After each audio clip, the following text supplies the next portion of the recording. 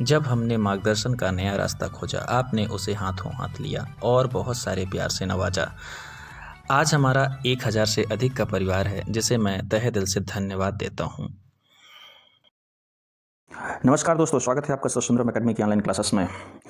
निश्चित रूप से आप लोग अपना मार्क्स देख रहे होंगे और उसके हिसाब से प्रतिक्रियाएं कर रहे होंगे। यदि आपका 2019 क्लियर हो रहा है, कट ऑफ के बारे में और बाकी चीज़ों पर मैं एक अलग से वीडियो डिस्कस करूंगा। आज व्यावसायिक शिक्षा पढ़ाने में आया हूं, व्यावसायिक शिक्षा पर बात करेंगे। लेकिन उसके पहले मैं आपको बता दूं कि यदि आपका 2019 क्लियर हो रहा है और आप किसी भी प्रकार का इंडिविजुअल या फुल गाइडेंस चाहते हैं, इंडिविजुअल का मतलब है कि पर्सनल सब्जेक्ट और फुल का मतलब है कि पूरी क्लासेस चाहते हैं, तो आप हमसे संपर्क कर सकते हैं। इसी प्रकार से 2020 के लिए भी ऑनलाइन गाइडेंस और ऑफलाइन गाइडेंस चाहते हैं तो आप हमें बताएं। यदि किसी को ऐसा लगता है कि हमें पर्सनल गाइडेंस की ज़रूरत है तो वो भी हमसे आप संपर्क कर सकते हैं। ऑल ओवर एमपी या इंडिया कहीं भी हो आप हमसे संपर्क कर सकते हैं। एमपीपीएससी का फुल पैकेज हमारे पास उपलब्ध है। ठीक है, तो आइए हम लोग बात करते हैं। 2019 के लिए न्यू ऑनलाइन बैचेस शुरू हो रहे हैं। ऑफलाइन गाइडेंस भी प्राप्त हो जाएगा आपको। यदि आप रीवा में हैं तो आप हमसे संस्था में मिल सकते हैं, पर्सनल रूप से मिल सकते हैं, पर्सनल गाइडेंस ले सकते हैं, टेस्ट ले सकते हैं। हमारे यहाँ का नोट्स उपलब्ध है आपको। ये सारी चीज़ें आपको अवेलेबल हो जाएगी। इसके बारे में जो बाकी की चीज़ें हैं मैं वीडियो के अंत में बताता हूँ। फिलहाल अभी हम लोग क्लास की ओर चलते हैं। तो आज की हमारी जो क्लास है वो व्यावसायिक शिक्षा को लेकर के है। ठीक है, व्यावसायिक शिक्षा आपको सेकंड पेपर के पार्ट बी में और उसमें 2020 वाले सिलेबस में यूनिट 3 में शिक्षा के अंतर्गत आता है। ठीक है, तो व्यावसायिक शिक्षा क्या है, व्यावसायिक शिक्षा के कितने प्रकार होते हैं, उसका उद्देश्य क्या है, क्षेत्र क्या है, भारत में विकास या इसकी स्थिति वर्तमान में क्या है और इसका महत्व, चुनौतियां, समाधान, इन मुद्दों पर हम लोग बात करेंगे आज। ठीक है, तो सबसे पहले हम लोग क्या है वाले मुद्दे पर बात करेंगे। इसके लिए आइए हम लोग अगली स्लाइड देखते हैं। देखिए, व्यावसायिक शिक्षा, यहाँ से आप लोग देखेंगे कि व्यावसायिक शिक्षा दो शब्दों से मिलकर बना है। ठीक है, दो शब्दों का संयोग है जिसमें पहला शब्द व्यवसाय है और दूसरा शब्द शिक्षा है। ठीक है, व्यवसाय शब्द जीविका उपार्जन के लिए अपनाए जाने वाले कारोबार के अर्थ में इस्तेमाल किया जाता है। ठीक है, व्यवसाय का मतलब होता है वो कार्य जिसके कारण आप अपना जीविका उपार्जन करते हैं। ठीक है, तो व्यावसायिक शिक्षा वो कार्य है या कार्य की शिक्षा ही समझ लीजिए है। ठीक है, आगे जो दूसरा शब्द है शिक्षा, तो शिक्षा से आशय है संबंधित व्यवसाय के प्रशिक्षण युक्त सीखने से। ठीक है, शिक्षा का मतलब सीखना है। तो जो कार्य आप अपने जीविका उपार्जन के लिए कर रहे हैं उसको जब आप सीखते हैं, उस कार्य को जब सीखते हैं, उसका संचालन करना सीखते हैं, तो उस कार्य को हम लोग व्यावसायिक शिक्षा कहेंगे। यहाँ पे एक बात नोट करिएगा कि जो व्यवसाय संचालन संबंधी जानकारी प्रदान करे वह शिक्षा व्यावसायिक शिक्षा कहलाएगी। बहुत ही संक्षिप्त में कहूँ तो व्यावसायिक शिक्षा ऐसी शिक्षा है जो हमें अपने कार्य से संबंधित, वो कार्य जिसके कारण हम जो लोग जीविका उपार्जन करते हैं उस कार्य को सिखाने से संबंधित हो। ठीक है, यहां से आप लोग परिभाषा नोट कर लेंगे। ठीक है, अगली स्लाइड में हम लोग देखते हैं कुछ परिभाषाएं। व्यावसायिक शिक्षा का अर्थ है मानव कार्य की शिक्षा से भी हो सकता है, अर्थात इसमें मनुष्य मस्तिष्क के बजाय हाथों से अधिक काम करता है, जैसे चमड़े का कार्य, लकड़ी का कार्य, धातु का कार्य, ड्राइंग का कार्य, है ना। तो व्यवसाय की शिक्षा की एक महत्वपूर्ण परिभाषा प्रसिद्ध समाजशास्त्री जॉन डीवी ने दी है, वो हम लोग यहाँ पे देखेंगे। और एक प्रसिद्ध परिभाषा है सामाजिक विज्ञान का जो विश्वकोश है, डिक्शनरी है, उसमें जो इसकी परिभाषा दी गई है उसको हम लोग देख लेते हैं। ठीक है, तो जॉन डीवी कहते हैं कि व्यवसाय परक शिक्षा व्यक्तियों को एक विशिष्ट कार्य के योग्य बनाती है जिससे अपनी विशिष्ट सेवाओं के द्वारा समाज में विशिष्ट क्षमता प्रदान कर लेता है। यहाँ पे जो बार बार शब्द आ रहा है विशिष्ट कार्य और विशिष्ट क्षमता, जैसे मान लेते हैं चमड़े का कार्य करना, लकड़ी का कार्य करना, धातु का काम करना, ड्राइंग करना, टूल्स बनाना, मशीन बनाना, ठीक है, ये सारे काम, लॉयर का काम, ये सब क्या है, विशिष्ट कार्य है। वकील का काम अपने आप में विशिष्ट है। ठीक है, चमड़े का कार्य करना अपने आप में एक विशिष्ट कार्य है। तो ये विशिष्ट कार्य के योग्य बनाती है, मतलब जो एक काम आपने शुरू किया है उस काम में आपको निपुण बनाती है, वही आपका विशिष्ट कार्य है। ये जॉन डीवी की परिभाषा है। जॉन डीवी कहते हैं कि व्यवसाय परक शिक्षा व्यक्तियों को एक विशिष्ट कार्य के योग्य बनाती है, मतलब उसमें आपको योग्यता देती है जिससे अपनी विशिष्ट सेवाओं के द्वारा समाज में विशिष्ट क्षमता का प्रदर्शन हो सकता है। ठीक है, सामाजिक विज्ञान के विश्वकोश में क्या परिभाषा दी गई है उसको हम लोग यहाँ पे देख लेते हैं। व्यापक रूप में व्यावसायिक शिक्षा के अंतर्गत उस सब प्रकार की शिक्षा को सम्मिलित किया जाता है जिसके द्वारा किसी भी व्यक्ति के जीविकोपार्जन के लिए प्रशिक्षण शामिल होता है। ठीक है ना, जीविकोपार्जन के लिए प्रशिक्षण। तो अब आप लोग निश्चित रूप से समझ चुके होंगे कि जीविकोपार्जन के लिए दिया गया शिक्षण और प्रशिक्षण ही व्यावसायिक शिक्षा है। ठीक ना, अगली स्लाइड में कुछ परिभाषा और है, आप लोग देख सकते हैं। इसमें से मैं महत्वपूर्ण मानूंगा राधाकृष्णन आयोग 1948, यहाँ पर 48 लिखा है। ठीक है ना, राधाकृष्णन आयोग 1948 की जो परिभाषा है उस परिभाषा को हम लोग महत्वपूर्ण मानेंगे। ठीक है, तो व्यवसाय, राधाकृष्णन आयोग क्या कहती है, राधाकृष्णन आयोग कहती है व्यावसायिक शिक्षा वह प्रक्रिया है जिसमें स्त्री एवं पुरुष व्यावसायिक भावनाओं के साथ परिश्रम पूर्व और उत्तरदायी सेवा के लिए अपने को योग्य बनाते हैं। व्यावसायिक शिक्षा एक प्रक्रिया है। राधाकृष्णन आयोग शिक्षा को ऐसे भी प्रक्रिया मानते हैं। ठीक है ना, इस आयोग में आप देखेंगे तो इन्होंने व्यावसायिक शिक्षा के कुछ क्षेत्र दिए हैं। तो ये क्या कहते हैं, स्त्री और पुरुष व्यावसायिक भावनाओं के साथ, ठीक है, परिश्रम पूर्ण और उत्तरदायी सेवा के लिए अपने को योग्य बनाते हैं, उस शिक्षा को व्यावसायिक शिक्षा कहेंगे। ठीक है ना, अब यहाँ पे एक परिभाषा और दी गई है अमेरिकन व्यावसायिक संगठन की, तो चाहे तो आप पढ़ लीजिएगा, नहीं तो इतनी पर्याप्त है। मैं यहाँ पे इसको स्किप कर रहा हूँ, आप चाहें तो वीडियो रोक करके देख सकते हैं। ठीक है, नेक्स्ट अगला जो है व्यावसायिक शिक्षा के प्रकार पर हम लोग बात करते हैं। व्यावसायिक शिक्षा के प्रकार को दो भागों में बांटा जा सकता है। प्रकार का मतलब ये है कि व्यावसायिक शिक्षा कितने रूप में दी जा सकती है, तो यहाँ पे देखेंगे दो रूप में, पहला और दूसरा दिया हुआ है। एक वो शिक्षा जब आप रोजगार में प्रवेश के लिए दिया जाता है, जैसे मान लेते हैं कि जो प्रशिक्षण आपको ट्रेनिंग के रूप में दी जाती है, जैसे आपका सिलेक्शन हुआ और आपको सिलेक्शन के बाद जो प्रशिक्षण दिया जाता है पहली बार कि सिखाया जाता है कि ये काम ऐसे करना है, ये ऐसे करना है, ये ऐसे बनाना है, वो। और दूसरा जब आप प्रवेश कर लेते हैं उसके बाद आपको जो प्रशिक्षण दिया जाता है वो। तो इसमें दो प्रकार की चीजें हैं, एक शिक्षण, दूसरा प्रशिक्षण। ठीक है, दो भागों में आप लोग इसको बांट सकते हैं, शिक्षण और प्रशिक्षण। ठीक है, शिक्षण कैसे, जैसे बीएड आपको पढ़ाया जा रहा है, तो जब आप बीएड कर रहे होते हैं तो आप प्रवेश के पहले, टीचर बनने से पहले आप सारी चीजें सीख रहे हैं, तो ये हो गया शिक्षण। दूसरा प्रशिक्षण, जब आप टीचर बन जाते हैं तो आपको पढ़ाना कैसे है वो सारी चीजें बताना, प्रशिक्षण। तो ये दो भागों में बढ़ती है। ठीक है, इसको आप लोग देखेंगे। अगला है व्यावसायिक शिक्षा के उद्देश्य क्या है, तो हम लोग व्यावसायिक शिक्षा के उद्देश्यों के बारे में बात करते हैं। व्यावसायिक शिक्षा के उद्देश्यों को हमने 5-6 भागों में बांटा है। पहला देख लेते हैं, रोजगार, प्रत्येक व्यक्ति की रोजगार क्षमताओं को बढ़ाना और उसकी रुचि के अनुसार उसको शिक्षा और रोजगार देना। ठीक है, तो यहाँ पे एक टर्म इस्तेमाल हुआ, रोजगार क्षमताओं को बढ़ाना, तो ये व्यवसायिक शिक्षा का एक प्रमुख उद्देश्य है। ठीक है, दूसरा इसी में लिखा, रुचि के अनुसार शिक्षा देना, जिस व्यवसाय में आपकी रुचि है उस हिसाब से आप शिक्षा लीजिए और उसी में रोजगार प्राप्त कीजिए। दूसरा है, कुशल जनशक्ति की मांग और आपूर्ति के बीच अंतर को कम करना। हमारे पास क्या है, मानव पूंजी या मानव संसाधन की एक डिमांड है और उस डिमांड को पूरा किया जा सकता है व्यावसायिक शिक्षा के माध्यम से। तो कुशल जनशक्ति की मांग और आपूर्ति के बीच के अंतर को कम करना, जो गैप है वो कम करना। मान लेते हैं कि हमें कारपेंटर की जरूरत है और वो कारपेंटर हमें मिल नहीं रहे हैं, तो कारपेंटर का हम प्रशिक्षण देंगे। ठीक है, हमें शिक्षकों की जरूरत है तो शिक्षक हमें मिल नहीं रहे हैं, तो हम बीएड के कोर्स कराएंगे। तो ये क्या होगा, मांग और पूर्ति के बीच अंतर कम होगा। और शिक्षा के अवसरों में भिन्नता लाना, जैसे मान लेते हैं कि शिक्षा के जो विभिन्न अवसर हैं उसमें भिन्नता लाना, मतलब एक ही डायमेंशन में लोग ना जाएं, कई डायमेंशन में कार्य करें। जैसे मान लेते हैं कि परंपरागत शिक्षा प्रणाली में आप बीए करते हैं, सब बीए कर रहे हैं, लेकिन व्यावसायिक शिक्षा के माध्यम से बीबीए, एमबीए, ठीक है ना, बीएड जैसे कोर्स भी ला रहे हैं, जिससे काफी डायवर्सिटी आ रही है। ठीक है,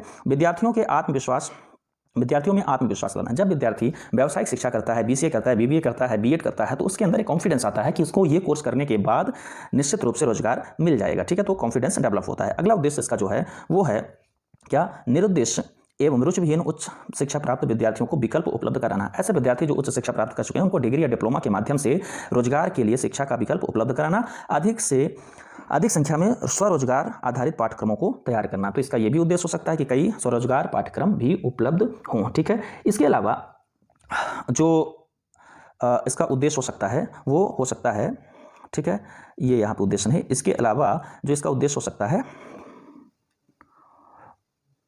वो उद्यम सृजन करना। उद्यम सृजन करना का मतलब ये है कि हमें बहुत सारे उद्यमियों की जरूरत पड़ती है, वो व्यावसायिक शिक्षा के माध्यम से ही आ सकते हैं या प्राप्त हो सकते हैं। ठीक है, याद रखेंगे। और कुछ आप सुन सकते हैं, अपने हिसाब से सोच सकते हैं, जैसे युवाओं को तकनीकी कौशल देना, ठीक है, सामाजिक आर्थिक विकास के लिए कार्य करना। इस प्रकार से तमाम चीज़ें आप चाहें तो इसमें लिख सकते हैं इसके उद्देश्यों में। ठीक है, आइए हम लोग अगला टॉपिक देखते हैं, व्यावसायिक शिक्षा के प्रमुख क्षेत्र कौन कौन से हैं। व्यावसायिक शिक्षा के क्षेत्रों की बात करें, ठीक है, तो पहला क्षेत्र जो है इसको मैं थोड़ा सा जूम करता हूँ। पहला क्षेत्र व्यापक रोजगार सृजित करने वाले क्षेत्र, मतलब इसमें क्षेत्रों को कई कैटेगरी में बांट दिया। क्षेत्र का मतलब यह है कि व्यावसायिक शिक्षा किन किन क्षेत्रों में काम कर सकती है। ठीक है, तो जैसे देखिए इसमें पहला जो हो गया, व्यापक रोजगार सृजित करने वाले जो क्षेत्र हैं वो वस्त्र एवं परिधान, मतलब टेक्सटाइल के क्षेत्र में, चमड़ा एवं फुटवियर के क्षेत्र में, रत्न आभूषण के क्षेत्र में, खाद्य प्रसंस्करण उद्योग के क्षेत्र में, हथकरघा हस्तशिल्प के क्षेत्र में। ठीक है, इसी प्रकार विनिर्माण के क्षेत्र में देखा जाए तो मशीन और टूल्स के क्षेत्र में काम कर सकती है, सूचना प्रौद्योगिकी के क्षेत्र में। ठीक है, और इसके आगे हम लोग देखें तो मुख्य सुरक्षा प्रदान करने वाले क्षेत्र जो है दूरसंचार में, एरोस्पेस में, नौवाहन में, रक्षा उपकरण के क्षेत्र में काम कर सकती है। ठीक है, इसका जो क्षेत्र है। आगे जो हम लोग देखें तो वो ये है क्या, ऊर्जा सुरक्षा व विनिर्माण प्रौद्योगिकी के क्षेत्र में, सौर ऊर्जा के क्षेत्र में, साफ कोयला प्रौद्योगिकी के क्षेत्र में, मतलब कोयला रिफाइनरी के क्षेत्र में, नाभिकीय विद्युत उत्पादन के क्षेत्र में। ठीक है, भारत के आर्थिक आधारित संरचना विकास में महत्वपूर्ण उपकरण के क्षेत्र में, जैसे भारी विद्युत उपकरण के क्षेत्र में, भारी परिवहन के क्षेत्र में, है ना, वे क्षेत्र जहां भारत को प्रतिस्पर्धात्मक फायदा है, जैसे ऑटोमोबाइल के क्षेत्र में। इन सारे क्षेत्रों में व्यावसायिक शिक्षा कार्य कर सकती है। ठीक है, भेषज एवं चिकित्सा उपकरणों के क्षेत्र में। ठीक, यहाँ पे दूसरी बात, सूक्ष्म लघु एवं मध्यम, मतलब MSME के क्षेत्र में बहुत सारी चीज़ें हो सकती है। यहाँ पे एक बात ध्यान रखिएगा, मध्य प्रदेश शासन के तकनीकी शिक्षा एवं कौशल विकास विभाग द्वारा महिलाओं को प्रशिक्षित एवं स्वावलंबित करने हेतु मुख्यमंत्री कौशल योजना, युवाओं को प्रशिक्षित एवं स्वावलंबित करने हेतु मुख्यमंत्री कौशल संवर्धन योजना जैसी चलाई जा रही हैं। ये क्या करेंगे, MSME के क्षेत्र में बढ़ावा देंगे। ठीक है, ये बात ध्यान रखेंगे। तो इसके व्यापक क्षेत्र हैं, इन सारे क्षेत्रों में जो शिक्षा दी जाती है उस शिक्षा को आप व्यावसायिक शिक्षा समझेंगे, और व्यावसायिक शिक्षा का क्षेत्र व्यापक है, इस पर हम लोग बहुत सारी बातें कर सकते हैं। ठीक है, थोड़ा सा हम लोग संक्षिप्त इतिहास देखना चाहेंगे भारत में व्यावसायिक शिक्षा का जो हिस्ट्री रही है, जो विकास रहा है। इस बात को ऐसे समझेंगे कि भारत में व्यावसायिक शिक्षा का विकास कैसे हुआ, यह संक्षिप्त स्थिति, ठीक है, संक्षिप्त इतिहास। और इसी के साथ साथ हम लोग अभी का जो हाल ही की जो स्थिति है उस पर भी चर्चा कर लेते हैं, ठीक है। तो सबसे पहले ये स्पष्ट कर दूं कि भारत में व्यावसायिक शिक्षा की जो नींव डाली गई है वो नेहरू की डाली गई है, ठीक है। पंडित जवाहरलाल नेहरू ने सबसे पहले ग्रामीण भारत के आर्थिक विकास की समस्याओं को दूर करने के लिए जो नवाचार ला रहे थे उसके लिए उन्हें बहुत सारी व्यावसायिक शिक्षा के क्षेत्र में काम करना पड़ा। 1952 में प्रथम पंचवर्षीय योजना की शुरुआत के साथ ही कम्युनिटी डेवलपमेंट का प्रोग्राम शुरू किया गया। इसमें कई ऐसे कार्यक्रम लाए गए जो व्यावसायिक शिक्षा को बढ़ावा देना था। तब की व्यावसायिक शिक्षा का मतलब था कृषि के क्षेत्र में बढ़ावा देना, तो कृषिगत शिक्षा थी, ठीक है। उसके बाद लाल बहादुर शास्त्री का काल आता है। तो लाल बहादुर शास्त्री जो होते हैं वो निश्चित रूप से उस समय हमारे यहाँ कृषिगत उत्पादों की भारी समस्या थी, भूखमरी थी, तो उससे जूझने के लिए जो आत्मनिर्भरता का उन्होंने कदम उठाया था, आत्मनिर्भरता, वो प्रासंगिक है। और आत्मनिर्भरता के चलते उन्होंने हरित क्रांति मतलब कृषि के क्षेत्र में व्यावसायिकता को बढ़ावा देने की बात की थी, ठीक है। और इसमें डॉक्टर एम एस स्वामीनाथन का भी पूरा योगदान रहा, जिसके चलते बहुत सारे कृषि विश्वविद्यालयों की स्थापना हुई। ध्यान रखिएगा, कृषि एग्रीकल्चर व्यावसायिक शिक्षा के अंतर्गत आता है, जिसके चलते तो हम कह सकते हैं कि एक जो स्थापना नींव के रूप में पंडित जवाहरलाल नेहरू ने की थी, दूसरी उसको आगे बढ़ाने का और उसमें आत्मनिर्भर बनाने का जो काम किया वो लाल बहादुर शास्त्री ने 1965 के आसपास किया, ठीक है। अगला जो काल है इसमें राजीव गांधी काल। राजीव गांधी काल को हम लोग जानते हैं कि राजीव गांधी तकनीकी शिक्षा, भारत में कंप्यूटरीकरण है ना, प्रौद्योगिकी शिक्षा को बढ़ावा देने में राजीव गांधी का काफ़ी योगदान है, ठीक है। तो भारत में जो व्यावसायिक शैक्षणिक संस्थान है उनके गठन की, उनकी स्थापना में राजीव गांधी सरकार का योगदान महत्वपूर्ण है। यहाँ पे देखिए बंजर भूमि विकास कार्यक्रम लाया इन्होंने, ठीक है। तो बंजर भूमि विकास कार्यक्रम के माध्यम से कृषि को बढ़ाने के ये भी काम कर रहे हैं और उसमें डेवलपमेंट क्या नाम है, इंडस्ट्रियल डेवलपमेंट का भी काम कर रहे हैं। यहाँ पे कुछ इंडस्ट्रियल डेवलपमेंट के इंस्टीट्यूशन की स्थापना भी दिखा रहा है कि यहाँ पे राजीव गांधी के काल में हुई, ठीक है। तो आप इनको देख सकते हैं, ठीक है। 1990 का दशक जो था, तो इस दशक में national law school of India की स्थापना हुई, मतलब विधि को व्यावसायिक शिक्षा के अंतर्गत शामिल करते हुए आगे बढ़ाया गया, ठीक है। कानून की पढ़ाई को शामिल किया गया और भारतीय अर्थव्यवस्था की बदलती परिस्थितियों के आधार पर कानूनी आवश्यकताओं को पूरा करने के लिए मुख्य कार्य किया गया। तमाम और भी काम हुए हैं, लेकिन जो मुख्य बात हुई है उसकी चर्चा हम लोग कर रहे हैं, ठीक है। हाल ही का जो दौर है 2000 के बाद का जो दौर है उसमें हम लोग समझेंगे कि व्यावसायिक शिक्षा और प्रशिक्षण अर्थात VET, vocational education and training, देश की शिक्षा पहल का एक महत्वपूर्ण तत्व है। सरकार ने व्यावसायिक शिक्षा की महत्वपूर्ण भूमिका के बारे में अच्छी तरह से अवगत होने से पहले इस क्षेत्र में कई महत्वपूर्ण पहल की है। तो 2000 के बाद इसमें बहुत महत्वपूर्ण पहल हुई, जैसे 2007 में MSME की स्थापना हुई, micro small and medium entrepreneur की स्थापना हुई, ठीक है, इंटरप्राइजेस की स्थापना हुई, जो सूक्ष्म लघु और मध्यम प्रकार के जो व्यवसाय हैं उस पर एक बहुत अच्छा काम कर रहा है, उसके शिक्षण प्रशिक्षण ट्रेनिंग और सर्टिफिकेट देने का काम करता है MSME, ठीक है। 2013 में भारत सरकार द्वारा NSQF national skill qualification framework launch किया गया 27 दिसंबर 2013 को। इस दिशा में भी एक महत्वपूर्ण कार्य था ये, ठीक है। 2014 मोदी काल में, ठीक है ना, 2014 में गवर्नमेंट ने भारत की पहली ministry of skill development entrepreneurship की स्थापना की, अर्थात कौशल विकास और औद्योगिक विकास को लेकर के स्वतंत्र मंत्रालय का गठन किया गया, ठीक है। इसके साथ साथ प्रधानमंत्री ने कहा कि यह एक अलग मंत्रालय जो उद्यमिता और कौशल विकास को बढ़ावा देने के लिए बनाया जाएगा, ये उनका कथन था उस समय। और यहाँ तक कि विकसित देशों में कुशल शक्ति को बढ़ावा देने के लिए प्राथमिकता दी है। तो इस प्रकार से यहाँ ये स्थापना हुआ क्या, नेशनल लेवल पर एक अलग मंत्रालय, ठीक है। तो इसको आप लोग ध्यान में रखेंगे। 2014-15 में ही भारत में पहली स्किल इंडिया डेवलपमेंट मिशन जैसा प्रोग्राम, NSDM जैसा प्रोग्राम लाया गया, जो व्यावसायिक शिक्षा की दिशा में एक महत्वपूर्ण काम था। 15 जुलाई 2015 को इसको NSDM अर्थात skill India development mission, national skill development mission लाया गया, ठीक है, जो पॉलिसी थी, एक अच्छी नीति थी भारत में उद्यमिता को बढ़ाने के लिए। हाल ही में यदि हम लोग देखें तो राष्ट्रीय कौशल विकास एजेंसी की स्थापना भारत सरकार द्वारा की गई है, जिसका लक्ष्य है सभी कार्यबल कौशल विकास कार्यक्रमों को नियमित और समन्वित करना, ठीक है। इसके अलावा हम लोग देखें तो सरकार उड़ान, राष्ट्रीय शहरी आजीविका मिशन, मॉड्यूलर नियोजित कौशल आजीविका mission of national rural livelihood जैसे प्रशिक्षण कार्यक्रम दे रही है, ठीक है ना। इस प्रकार से सरकार देखें तो कई प्रकार के पॉलिटेक्निक कॉलेज खोल चुकी हैं जो 3 साल का डिप्लोमा प्रदान करती हैं, ठीक है। अभी हाल ही की समीक्षा करें हम लोग तो भारत सरकार द्वारा पिछले 2-3 वर्षों में क्वांटम लीप लेने के लिए कौशल विकास को सक्षम बनाने में अग्रणी भूमिका निभाई गई है, ठीक है। सरकारी वित्त पोषण कौशल विकास कार्यक्रम ने न केवल निजी क्षेत्र को स्किलिंग मतलब कौशल प्रदान किया है, रोजगार के लिए प्रोत्साहित किया है, बल्कि करोड़ों युवाओं को प्रशिक्षित होने वाले समय से लाभप्रद रूप से नियोजित करने में मदद की है, ठीक है। तो इस प्रकार से यदि हम लोग देखें तो कई प्रकार की योजनाएं कौशल विकास के लिए चलाई जा रही हैं, जिनका सीधा संबंध किससे है, व्यावसायिक शिक्षा से, ठीक है। आगे हम लोग अगली स्लाइड में देखते हैं व्यावसायिक शिक्षा का महत्व क्या है। व्यावसायिक शिक्षा के महत्व की बात करें तो व्यावसायिक शिक्षा परंपरागत शिक्षा से अधिक उपयोगी है, ठीक है ना। हमने कई लोग मतलब हम में से कई लोग अंततः आश्चर्य करते हैं कि हमें इतने सारे विषयों को सीखने के लिए क्यों बनाया गया था, जिसके बाद जीवन और काम में कोई प्रासंगिकता नहीं। व्यावसायिक केंद्रों में लोगों को ऐसा कोई पछतावा नहीं है। अर्थात यहाँ पे हम लोग देखेंगे कि जो परंपरागत शिक्षा है उससे ज़्यादा इंपॉर्टेंट हमारी व्यावसायिक शिक्षा है। इसमें यह बात है कि जब व्यावसायिक शिक्षा का कोर्स कर लेते हैं, वो पाठ्यक्रम पूरा कर लेते हैं, तो आपको रोजगार सुनिश्चित हो जाता है, ठीक है ना। दूसरा, नौकरी की उपलब्धता में वृद्धि। व्यावसायिक शिक्षा के कोर्स, व्यावसायिक शिक्षा देने के बाद जो है तो अधिक रोजगार, अधिक नौकरी उपलब्ध होने की संभावना बढ़ जाती है, अर्थात संभावनाएं इससे स्पष्ट हो जाती हैं, ठीक है ना। इसके अलावा छात्र पहले से अधिक परिपक्व हो जाते हैं। पहले से अधिक परिपक्व होने का मतलब यह है कि जो छात्र व्यावसायिक शिक्षा ले चुके हैं वो काम सीख जाते हैं और काम सीखने के साथ साथ ही वो रोजगार हासिल कर लेते हैं, ठीक है ना। अगला महत्व है किसी के करियर का चयन करना। मतलब व्यावसायिक शिक्षा के माध्यम से आप करियर का चयन कर सकते हैं, करियर का चयन कर सकते हैं।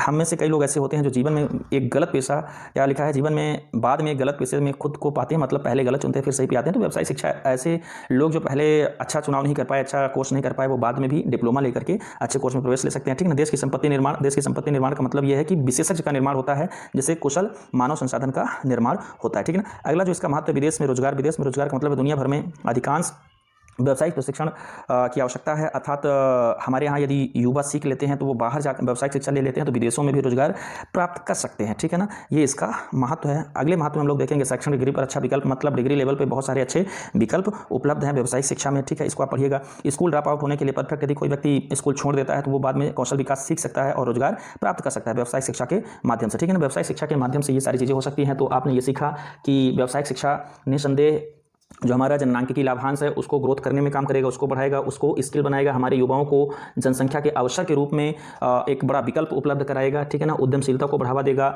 इसे में समावेशी शिक्षा को आप शामिल कर सकते हैं कि जो लोग कट चुके हैं, ड्रॉप आउट कर चुके हैं, वो इसमें शामिल हो जाएंगे। तो एक पूरी तरीके से जो मानव संसाधन है, पूरी तरीके से जो मानव संसाधन है, जननांकिकी लाभांश है, उसका हम कुशलतम दोहन कर पाएंगे व्यावसायिक शिक्षा के माध्यम से। यही इसकी सबसे बड़ी खूबसूरती है, यही इसका सबसे बड़ा महत्व, ठीक है ना। पर व्यावसायिक शिक्षा में जो चुनौतियां हैं, जो समस्याएं हैं, उन समस्याओं पर भी विचार हमें कर लेना चाहिए, ठीक है।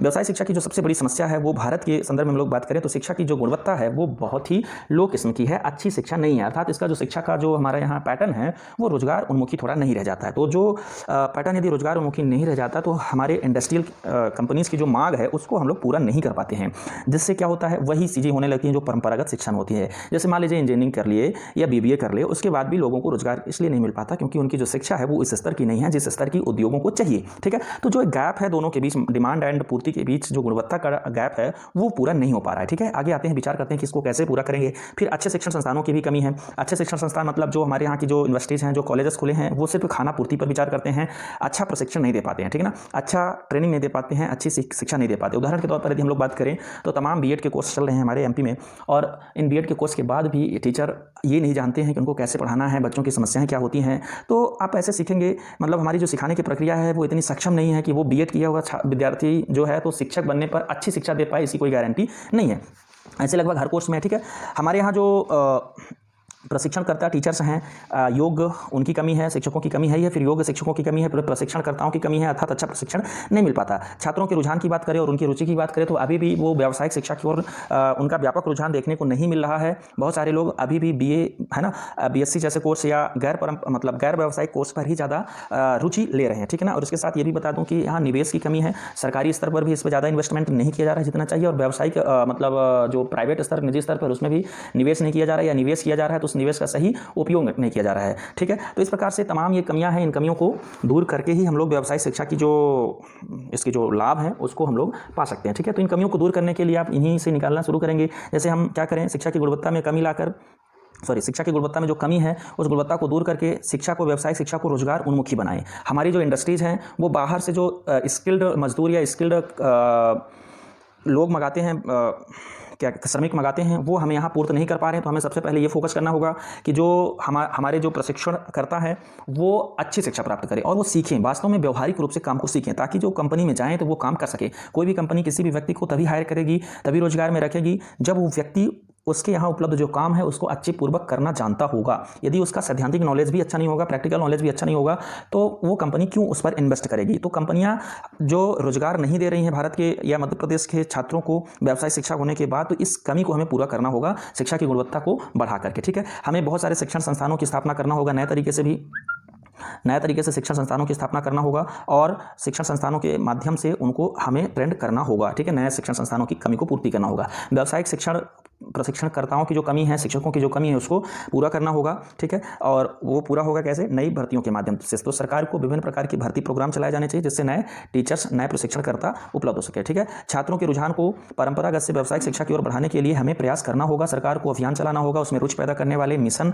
स्थापित करने होंगे, ठीक है ना। कुछ ऐसा अभियान चलाना होगा जैसे मतलब जैसे जागरूकता अभियान हो गया, जैसे ऐसा कोई मिशन हो गया जो रोजगार की ओर उन्मुख हो, ठीक है ना। इस प्रकार के अभियान चलाने होंगे और निवेश को बढ़ावा देना होगा। और जो व्यावसायिक शिक्षण देने वाले संस्थान हैं, उनको वो सिर्फ बिजनेस ना करें बल्कि गुणवत्ता पर शोध करें, इस बात पर भी सरकार को ही ध्यान देना होगा, ठीक है ना। ये समस्याएं और चुनौतियां थी, ठीक है।